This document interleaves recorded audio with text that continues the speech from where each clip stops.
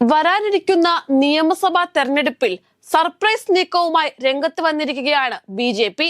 ആലപ്പുഴ ജില്ലയിലെ കുട്ടനാട് മണ്ഡലത്തിലാണ് ബി നോട്ടമിട്ടിരിക്കുന്നത്. ബിയുടെ സംസ്ഥാന അധ്യക്ഷനായി രാജീവ് ചന്ദ്രശേഖർ സ്ഥാനം ഏറ്റെടുത്തതിനു ശേഷം ഏതുവിധേനയും കേരളം പിടിക്കുകയാണ് പാർട്ടിയുടെ ലക്ഷ്യം. അതിനുവേണ്ടി പലതരത്തിലുള്ള തന്ത്രങ്ങൾ മെനയുകയാണ് നിലവിൽ ബി നേതൃത്വം. സംസ്ഥാനത്തെ മുതിർന്ന നേതാക്കളെ പോലും അവഗണിച്ചുകൊണ്ടായിരുന്നു രാജീവ് ചന്ദ്രശേഖർ സംസ്ഥാനത്തെ ബിയുടെ കിരീടവും ചെങ്കോലും ഏറ്റെടുക്കുന്നത്. ഇപ്പോഴും പല നേതാക്കൾക്കും രാജീവ് കേരളത്തിലെ ബിയെ നയിക്കുന്നതിൽ അത്ര കണ്ട് യോജിപ്പില്ല.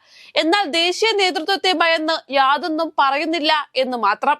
ഇതിനിടയിൽ കേരളത്തിൽ ആകെയുള്ള പാർട്ടിയുടെ MP സുരേഷ് ഗോപിക്കും രാജീവിനോട് തന്നെയാണ് താല്പര്യം. അതുകൊണ്ട് തന്നെ എതിരഭിപ്രായമുള്ള മുതിർന്ന നേതാക്കൾ നിശബ്ദത പാലിക്കേണ്ട സാഹചര്യമാണുള്ളത്. അതേസമയം പല നേതാക്കളെയും മാറ്റി നിർത്തപ്പെടുമ്പോഴും ചെറുപ്പക്കാരെയും ജനസ്വീകാര്യത ഉള്ളവരെയും രാജീവ് ചേർത്ത് തന്നെ നിർത്തുകയാണ്. അത്തരത്തിൽ രാജീവ് ചന്ദ്രശേഖരന്റെ വലങ്കയായി നിലകൊള്ളുന്നത് ഷോൺ ജോർജ് ആണ്. വരുന്ന നിയമസഭാ തെരഞ്ഞെടുപ്പിൽ കുട്ടനാട് മണ്ഡലത്തിൽ ബി സ്ഥാനാർത്ഥിയായി വരുന്നത് ഷോൺ ജോർജ് ആണെന്ന് അറിയുന്നു. രാജീവ് കുട്ടനാട് പോലെ ഒരു മണ്ഡലത്തെ ഷോൺ ജോർജിന്റെ കൈകളിലേക്ക് ഏൽപ്പിക്കുമ്പോൾ ചില ഉദ്ദേശ ലക്ഷ്യങ്ങൾ ബിജെപിക്കുണ്ടാകും. അത് ഏത് വിധേനയും മണ്ഡലം തിരികെ പിടിക്കുക എന്നുള്ള ലക്ഷ്യം മാത്രമാണ്. ക്രൈസ്തവ വിഭാഗങ്ങൾക്കും ഈഴവ സമുദായത്തിനും ഏറെ സ്വാധീനമുള്ള മണ്ഡലമാണ് കുട്ടനാട്. ഈ വിഭാഗത്തിലെ വോട്ട് ലക്ഷ്യം വെച്ചുകൊണ്ടാണ് ഷോണിനെ തന്നെ കുട്ടനാട്ടിൽ മത്സരത്തിനിറക്കുവാൻ ബി തീരുമാനിച്ചിരിക്കുന്നത്. മുഖ്യമന്ത്രിയുടെ മകൾക്കെതിരായ മാസപ്പടി കേസിൽ ശരിക്കും സ്റ്റാറായി നിൽക്കുന്നത് ഷോൺ ജോർജ് തന്നെയാണ്.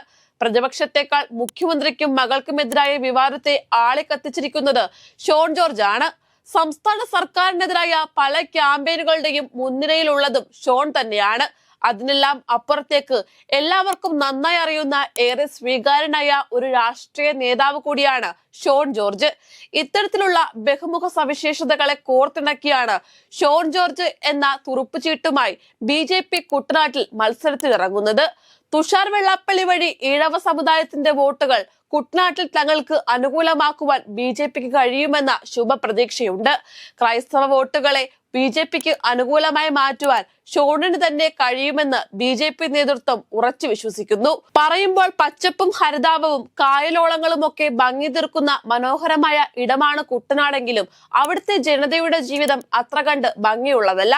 കാതലായ യാതൊരു വികസന പ്രവർത്തനങ്ങളും മണ്ഡലത്തിൽ നടക്കുന്നില്ലെന്ന് വേണം പറയുവാൻ.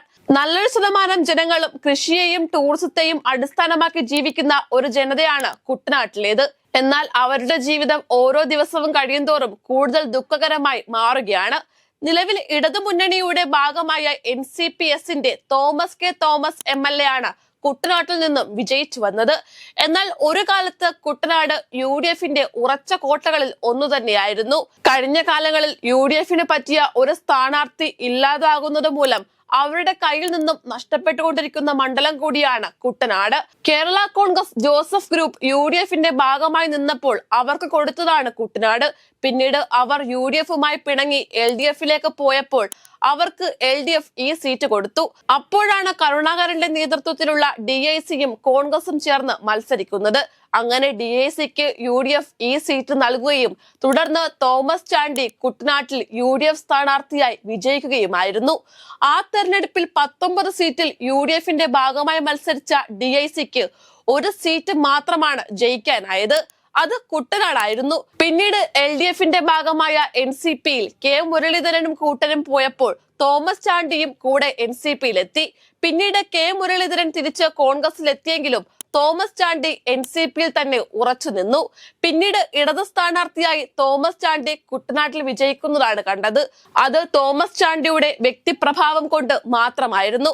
പിന്നീട് തോമസ് ചാണ്ടിയുടെ മരണത്തെ തുടർന്ന് നടന്ന ഉപതെരഞ്ഞെടുപ്പിൽ അദ്ദേഹത്തിന്റെ സഹോദരനായ തോമസ് കെ തോമസ് വിജയിക്കുകയായിരുന്നു.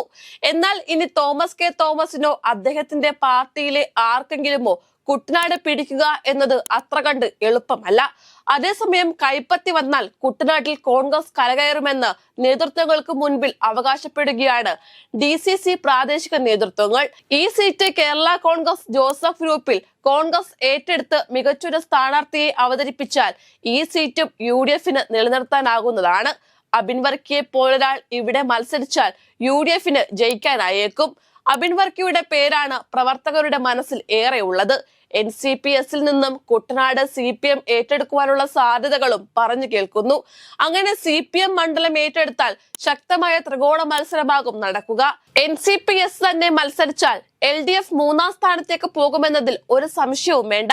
NCPയുടെ മുൻ ദേശീയ സെക്രട്ടറി സതീഷ് തോന്നയ്ക്കലും കുട്ടനാട്ടിൽ ഉണ്ടാകുമെന്ന് കേൾക്കുന്നു.